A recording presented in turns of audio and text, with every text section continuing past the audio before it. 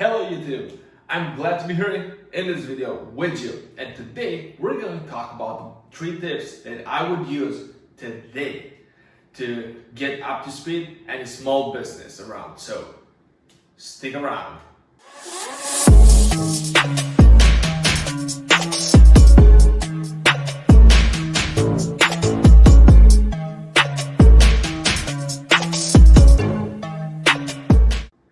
Okay, now we're back. So these are like the top 3 things that I would do if I were to bring a small business to where it sits today, to making hundreds of thousands of dollars a month, or even like just 10x their break-even point, right? So this is like, and before I start actually, I'm an ads guy. I like to put in money in there so I can make more money faster.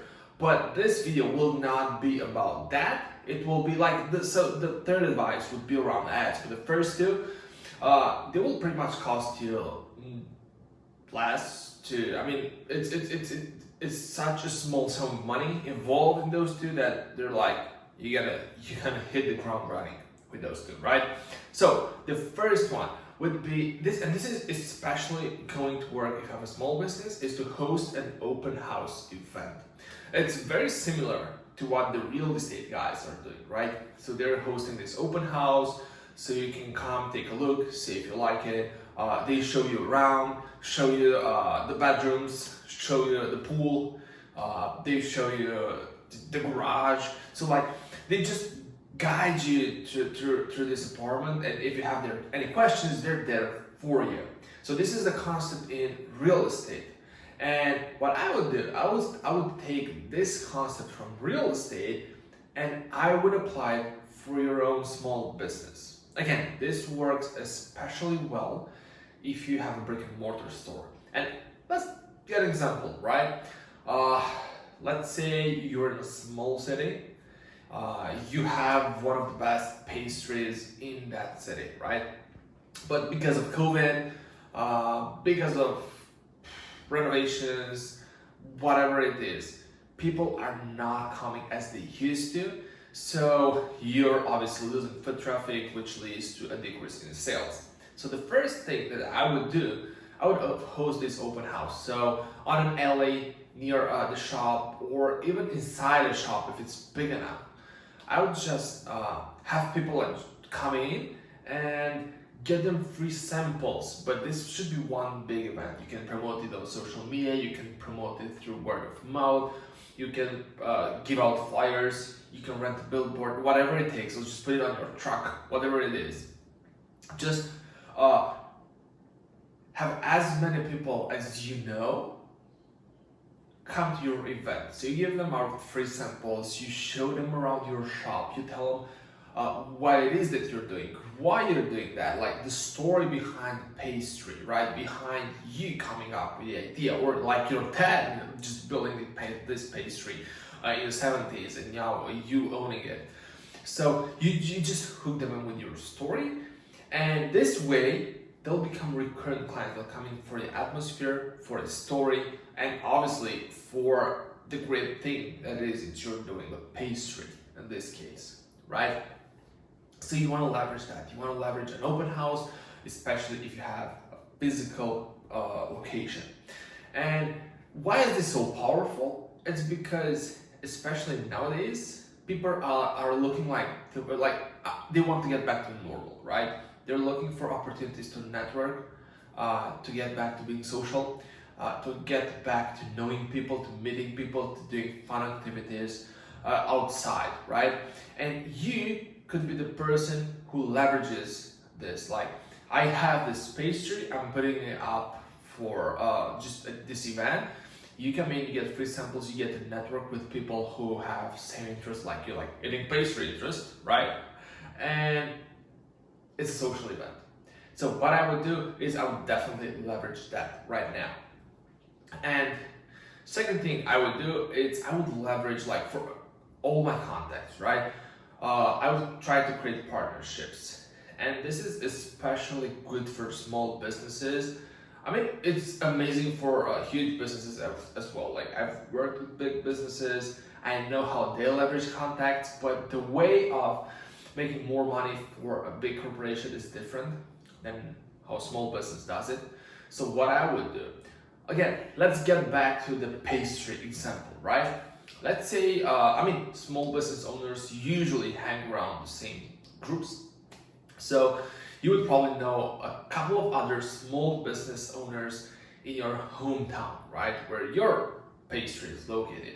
Let's say one of them owns a gym and the other one owns a hair salon, right? So you got a pastry.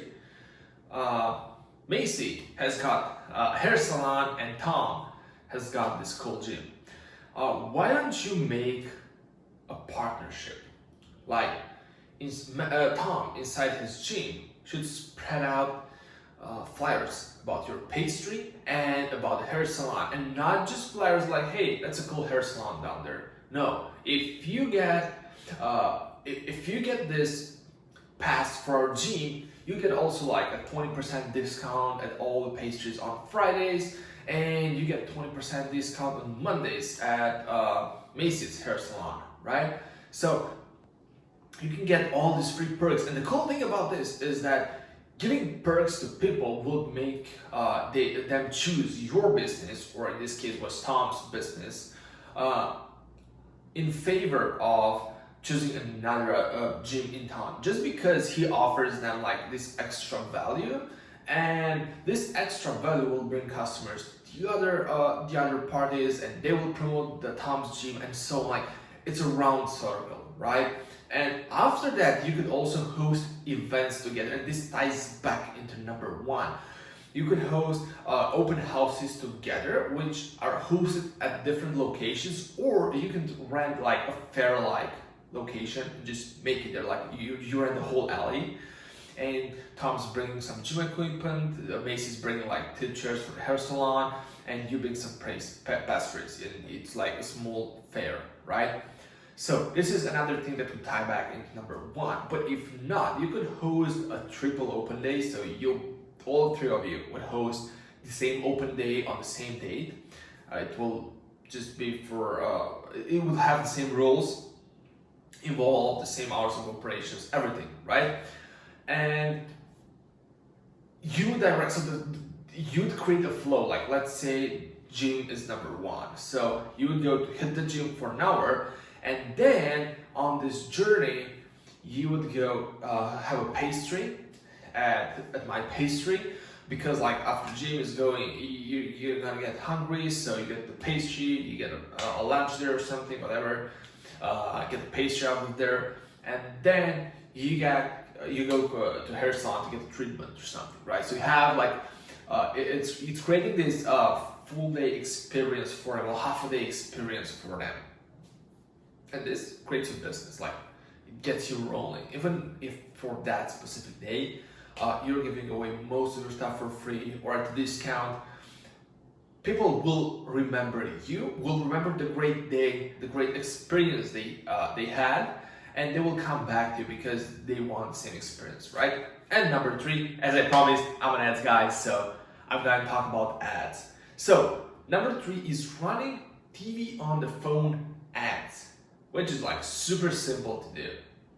All you have to do is take your iPhone, like I'm doing right now, record a video like I'm doing right now, and just go on Facebook on the business manager there. If you don't know how to do that, you can either DM me, or you can just leave a comment down below. I'll make a video about it, or you can just Google it yourself, how to open a business manager account on Facebook for my page.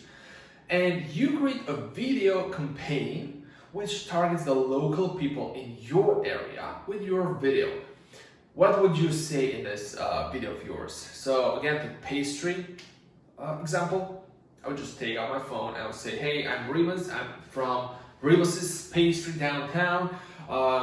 We make all these cool pastries here, they taste amazing, we use these unique ingredients, we are vegan, we're, I don't know, like, whatever it is, you know, I'm showing around the pastry, I'm showing around the employees, probably the customers, if they're in there at the time, and that would be amazing, by the way. And then I would just run that ad locally. right? So as many people as I would target as many people as I could. Damn, like English is so hard on camera. So that's what I would, and it's pretty simple, and you don't have to have huge budgets for this. Like I'll give you an example. At our agency, we usually do this for less than $1,000 a month with our fee included. So if you manage this yourself, it shouldn't take you more than a couple $100 to get this started and to have people know you, right? And how do you measure the effect it had on people? It's using something that I call like middle of Georgia analytics, which should be written in like an accent like this, and it should go around like, how much money did I make last month? Did I make more money this month? Okay, then that's good, bro. So pretty much that's what's happening here. You just compare last month's stats with this month's stats. Also, like keeping in mind that some months are good, some months are bad, but that's pretty much what you're doing. So I hope you enjoyed today's tips.